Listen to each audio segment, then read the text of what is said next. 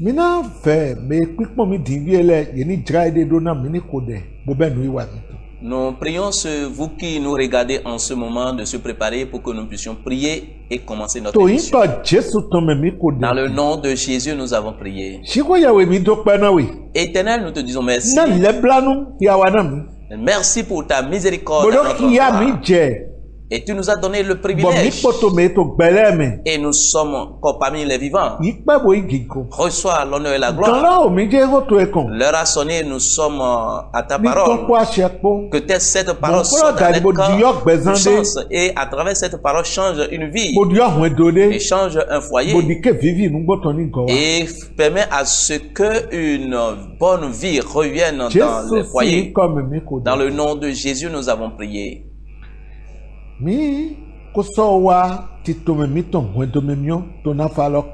Nous sommes déjà là pour notre programme d'émission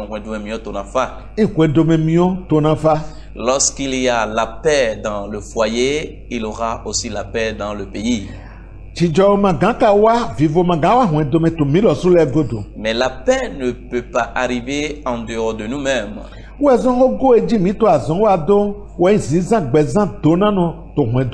Et c'est pour cela que le thème que nous sommes en train de développer est intitulé « Vivre la vie d'un foyer heureux ».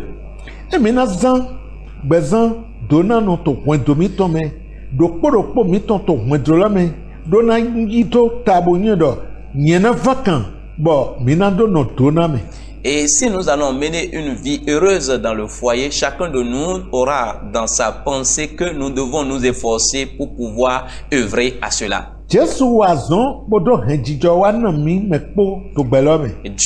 Jésus a travaillé pour pouvoir nous appeler, pouvoir nous amener la paix dans le monde entier.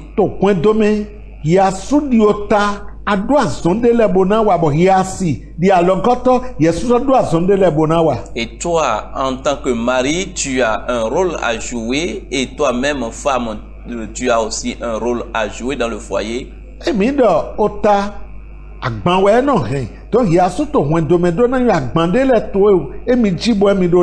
Toi, mari, qui est la tête, tu dois savoir que la tête est là pour pouvoir supporter les charges.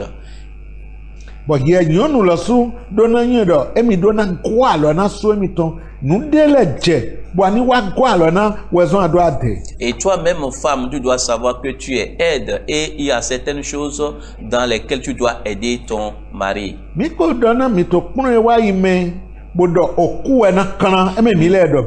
vous avions dit que c'est la mort qui doit vous séparer, ce n'est pas nous qui l'avons dit.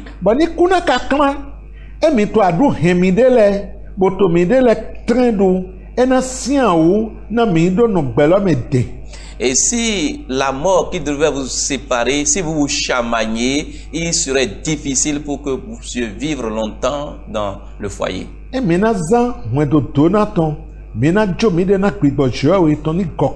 Si nous allons mener une vie heureuse dans le foyer, nous devons nous abandonner au Saint-Esprit pour qu'il puisse nous diriger.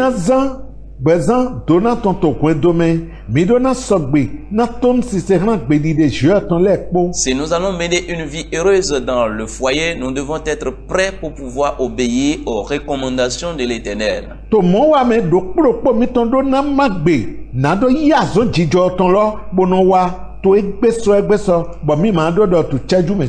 Et en faisant cela, chacun de nous doit jouer sa partition pour qu'il y ait la paix et nous chaque jour. Parce que tu sais que c'est la mort qui doit vous séparer.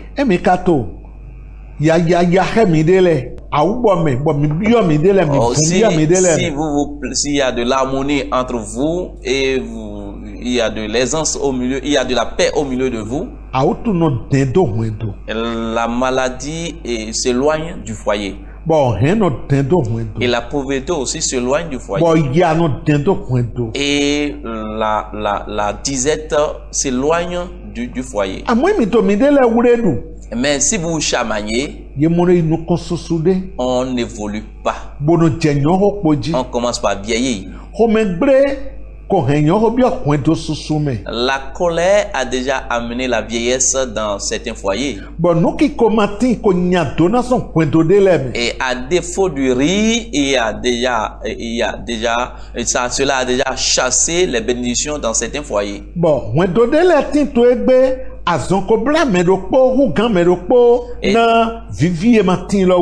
Dans certains foyers, aujourd'hui, la maladie a déjà attrapé l'un ou bien l'autre à cause du manque de l'harmonie. Si nous voulons que ces choses reviennent, nous avons certaines choses à faire. Dans Proverbe chapitre 10, dans Proverbe chapitre 10, le verset 8 à 11, on nous a énuméré certaines choses. Celui qui est sage de cœur reçoit les préceptes, mais celui qui est insensé des lèvres court à sa perte. Celui qui marche dans l'intégrité marche avec assurance. À 11. Mais celui qui prend des voies tortueuses sera découvert. Celui qui cligne des yeux est une cause de chagrin. Et celui qui est insensé des lèvres court à sa perte. Dans le passage, on nous a énuméré certaines choses.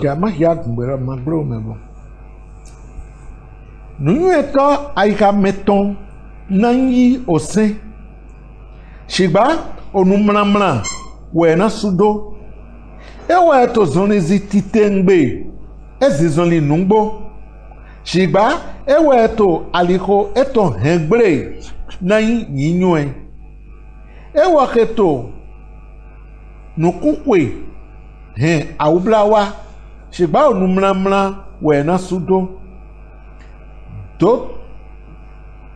Doto ogbe ton asisadewe nu flo dodo no ton shigba jijo huno ton na shion onu meyina kan leton to wela me dans le passage nous voulons ressortir certaines choses. On dit celui qui est sage de cœur reçoit les préceptes. Si on lui donne un précepte, il accepte cela. Mais celui qui n'est pas sage de cœur, lorsque l'enseignement commence à venir, il va laisser.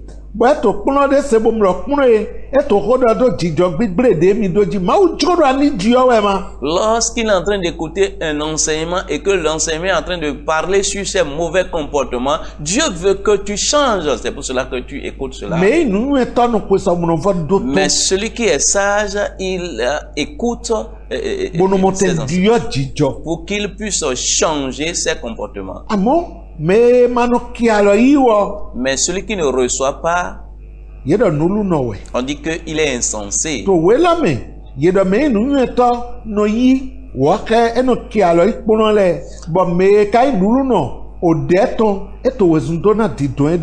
dit que celui qui est sage de cœur reçoit les préceptes, mais celui qui est insensé des lèvres court à sa perte. Dieu ne permettra pas que tu perdes.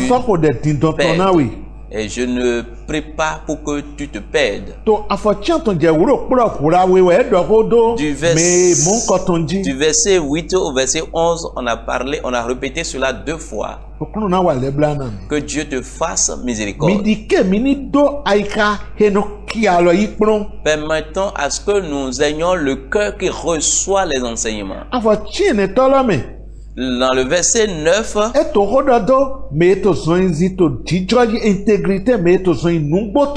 ce passage, ce verset nous parle de celui qui marche dans l'intégrité.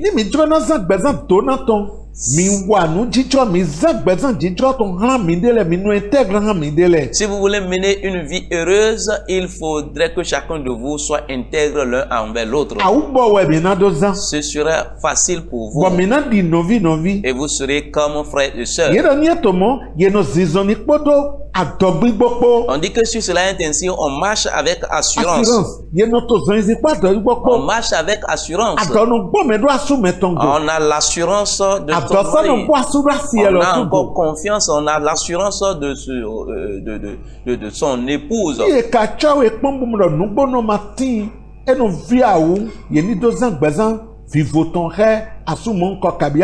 Lorsqu'on t'examine, on voit que tu n'es pas clair. Il est difficile qu'on mène une vie d'assurance à l'endroit de son partenaire.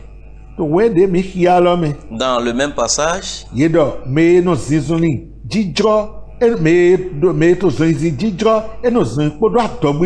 on dit que celui qui marche dans l'intégrité marche avec assurance. Et dans la seconde phase, celui qui prend des voies tortueuses sera découvert. Mais le jour la chose est dévoilée, il n'y a plus de l'harmonie. On ne voit plus de l'harmonie, la joie dans le foyer. Que Dieu vous fasse miséricorde et change les vies pour qu'il y ait de la facilité. Ni eto mombo mina donna ubo mindele bonano jijroloji owe fesu tontani afofotondona mido mina no do ngbona mindele to wanyime. Pour que nous puissions agir ainsi et que chacun de nous soit intègre l'un envers l'autre, Éphésiens nous a dit que nous devons nous dire la vérité l'un avec l'autre. Éphésiens chapitre 4 le verset 15, il dit: mais que professant la vérité dans la charité, nous croissions à tous égards en celui qui est le chef, Christ. Midoto yalo shiba minino do nungbo to waime na minito to huiwe yaga to ewame to nule pome mehin yota yedo Christi. Donc emino do nungbo nato zizoni to ali jijro jibo beto ejro mina do nungbo na mindele to waime. Si vous dites la vérité et vous marchez dans l'intégrité, vous ni mina zizoni to nungbo me to jijro ji ali jijro ji mina do nungbo na mindele to waime. Si vous allez marcher dans l'intégrité, vous devez vous dire la vérité l'un envers l'autre dans l'amour.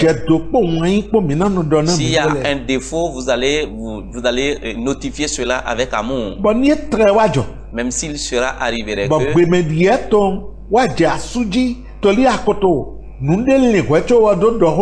parce que tu as déjà une mauvaise intention au moment où l'autre te parlait et que tu oses le ton. Et lui prend la voix dure pour te parler. C'est toi qui vas recevoir cela avec douceur. Parce qu'on nous a dit de dire la vérité dans la charité. S'il arriverait que sa voix, il a haussé le ton pour te parler.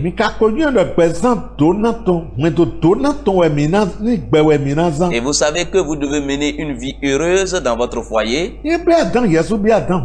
Si lui commence pas à te parler avec une voix dure, ou bien il lui hausse le ton et toi-même tu hausses le ton, il aura des problèmes dans le foyer.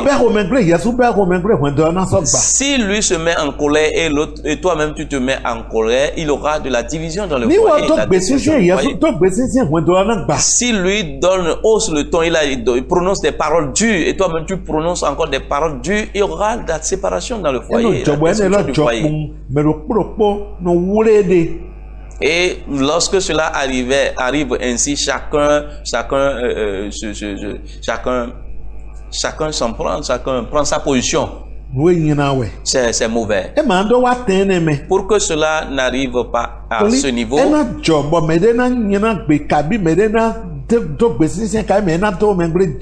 et ça doit arriver, chacun de vous va mal parler à l'endroit de son prochain. Ça doit arriver. Mais comment est-ce que nous allons faire?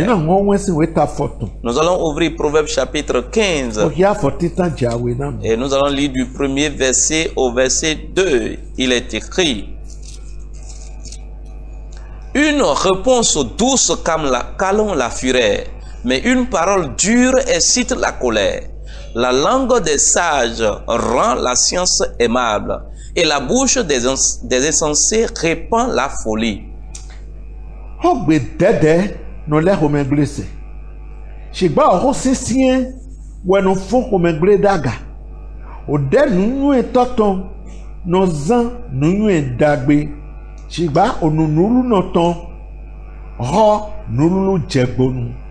Welo dona mido weni asuweze be zingidi ton. La parole nous dit au moment où ton conjoint ou bien ton conjointe a haussé le ton, a pris une parole dure pour te parler, toi il faut lui répondre avec une parole douce. C'est fini. Vous avez chassé la colère.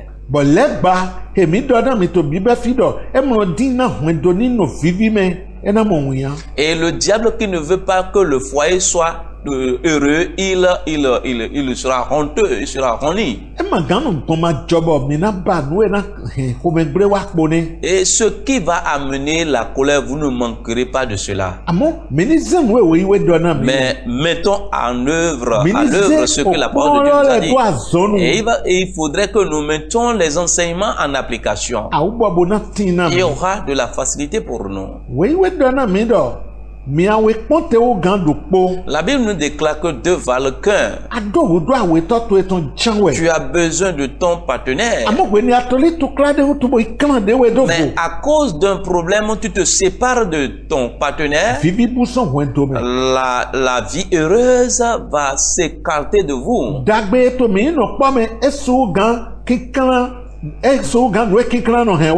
Les bienfaits qui résident dans votre union est très énorme, plus que lorsque vous vous séparez. Lorsque vous êtes ensemble et qu'il y a un combat, vous aurez la victoire rapidement. Si vous êtes ensemble et vous voulez prier, votre prière sera exaucée. Jésus même nous a dit, il a dit là où deux ou trois sont réunis en son nom, il est au milieu d'eux. Matthieu chapitre 18, le verset 18 à 20. Et lorsque vous mettez ensemble pour demander quelque chose, Dieu va exaucer.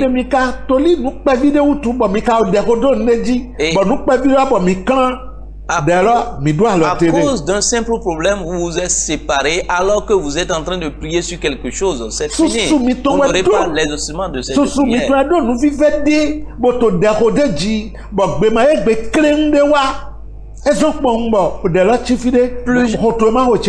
Plusieurs d'entre vous ont des besoins cruciaux et vous êtes en train de prier sur cela. Et lorsqu'un problème s'est surgi, vous êtes séparés et vous n'avez pas la réponse. C'est le diable qui a utilisé cette ruse. Parce que c'est quelqu'un qui se vadrouille, qui se promène. Il est rusé. Il est rusé. Il est rusé. Il a utilisé cette ruse et il vous a eu. Et tel que tu es en train d'écouter cette parole maintenant, laisse tout. Et ramène ta femme. Ramène ton époux. Reconnais tes fautes. Et maintenant, réconciliez-vous. Et retournez-vous revenez ensemble. Pour qu'il y ait la vraie harmonie dans votre foyer. Ce que nous allons ce que nous étions, nous ne devons pas nous retourner en cela.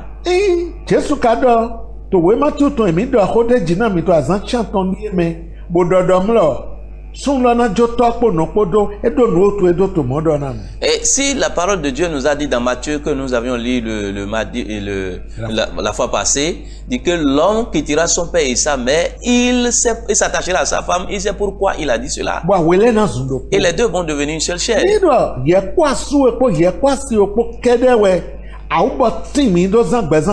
Si c'est toi seul et ton mari, il aura de la facilité pour que vous puissiez mener une vie heureuse dans votre foyer.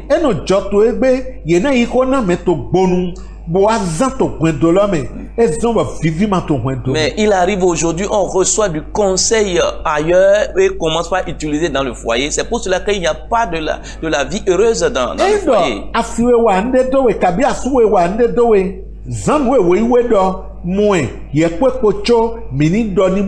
Si ton partenaire t'a offensé, va vers lui et ensemble vous allez discuter ensemble, toi et lui seul. Matthieu chapitre 18, verset 18 a dit verset 15 a dit que va le voir, toi, lui et toi seul. Et vous allez vous comprendre. S'il t'écoute, tu l'as gagné. Que le Seigneur vous vienne en aide. Mais voilà maintenant que tu ne l'as pas vu. Mais lorsqu'il est sorti, les gens commencent pas à l'appeler. Et ce qui est entre vous les deux, c'est auprès d'une autre personne qu'il entend cela, que toi tu es mécontent de cela ou mécontente de cela. Cela ne devrait pas être ainsi. C'est pas digne. Tu ne dois pas te plaindre de ton mari auprès d'une autre personne de ta femme. Si tu es en train de mener une telle vie, vous ne pouvez pas mener une vie heureuse dans le foyer. Il va falloir que tu reviennes dans la parole. S'il commence par s'écrire, il va falloir que toi tu rabaisses ton ton. S'il te fait quelque chose et tu es énervé contre lui, tu es mécontent, va le voir rapidement. Que le Seigneur vous vienne en aide. Bien-aimé très cher, pour mener une vie heureuse, une vie de foyer heureuse, si c'est quelque chose de très simple aussi, vous avez la volonté. C'est la volonté qui est très importante.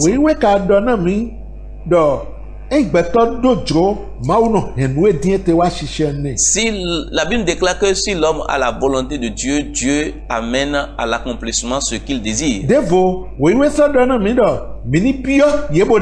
Et dans d'autres passages, Dieu a dit que demandez et l'on vous donnera. Si nous cherchons, nous allons trouver. Si tu es en train de chercher un foyer heureux, ce n'est pas que tu vas travailler seulement, mais tu dois aussi prier.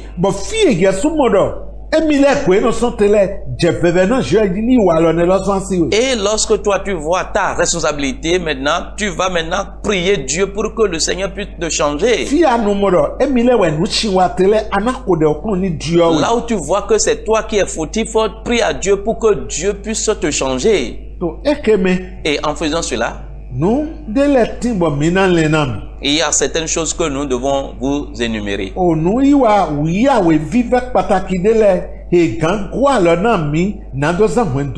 a 12 règles très importantes que nous allons vous énumérer pour que vous puissiez vivre un foyer heureux. Nous allons énumérer cela, non pas expliquer. Si Dieu voulant, nous allons expliquer certaines règles pour vous. Si vous voulez vivre un foyer heureux, premièrement,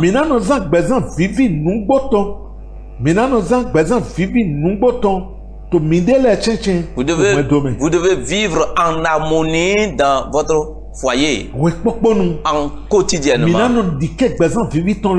Vous devez vivre en harmonie dans votre foyer. Vous devez vivre cela quotidiennement. Secondo, vous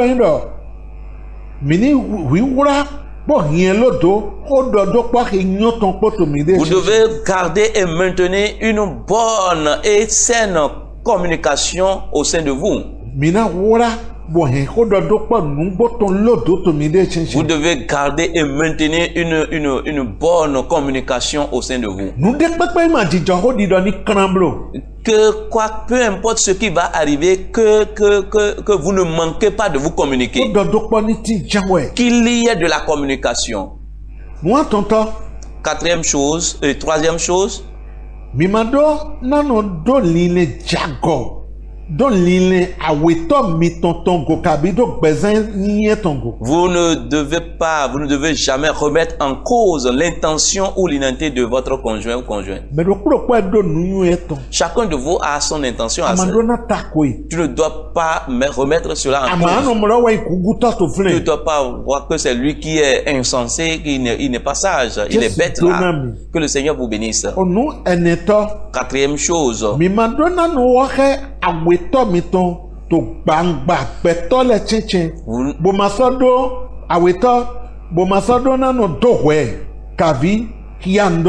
Vous ne devez pas reprendre votre partenaire publiquement et aussi l'accuser aussi publiquement.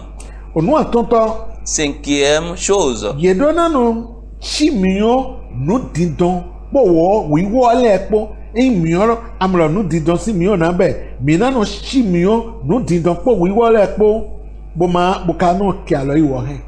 Vous devez essayer d'éteindre le feu de la colère au sein de vous et vous devez aussi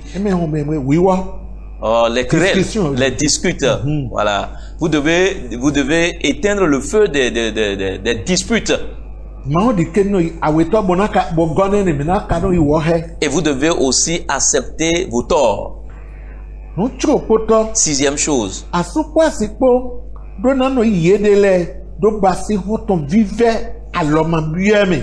Vous, mari et épouse, vous devez vous prendre comme des amis. Et vous devez vous plaisanter ensemble. Et vous devez sortir ensemble aussi. Que le Seigneur vous bénisse. Et septième chose. Vous devez accepter les différends qui se trouvent entre vous. Les différences, ou bien les différences que tu remarques au sein de ton partenaire, accepte-le cela. Toi, tu n'es pas Dieu pour le changer. Huitième chose.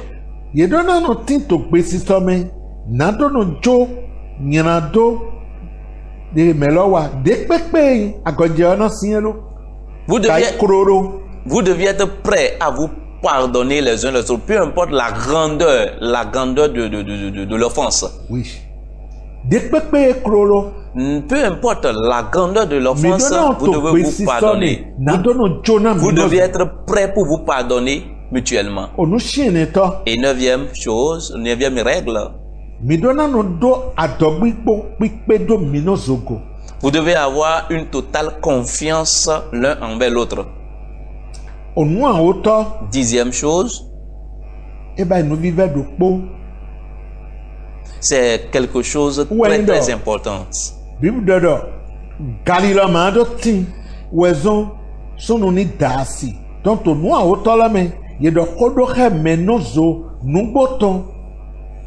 Il doit avoir une vie de sexualité sincère, épanouie au sein de vous. Et onzième chose.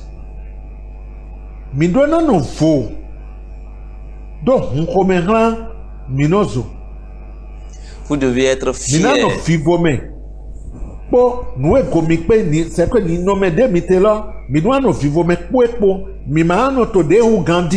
Vous devez être fier de ce que vous êtes. Et douzième chose.